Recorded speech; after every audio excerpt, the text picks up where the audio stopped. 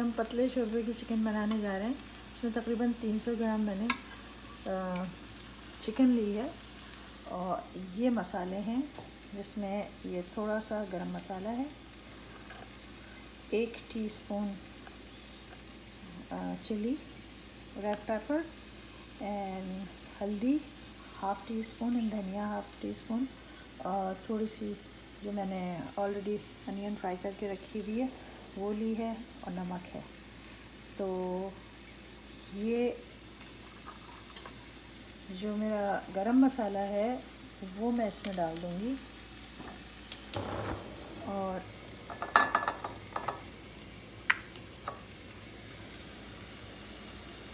Oil डाल के तकरीबन 3 टेबल स्पून ऑयल, कोई भी जो आपको यूज़ करें वो डाल के मैं पहले इसको भूनूंगी। जितनी देर में हमारी चिकन फ्राई हो रही है इतनी देर में मैं एक जार में 1 टेबल स्पून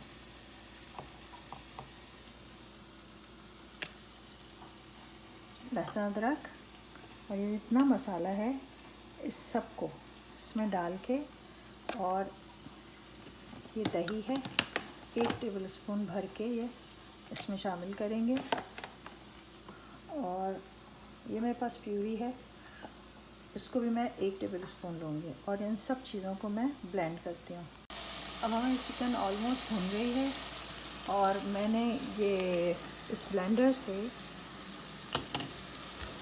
पेस्ट जो है वो बना लिया, ये आप देख सकते हैं। अब मैं ये पेस्ट जो है इसमें चिकन है इसमें डाल दूँगी। अब मैं ये भून रही हूँ अपनी चिकन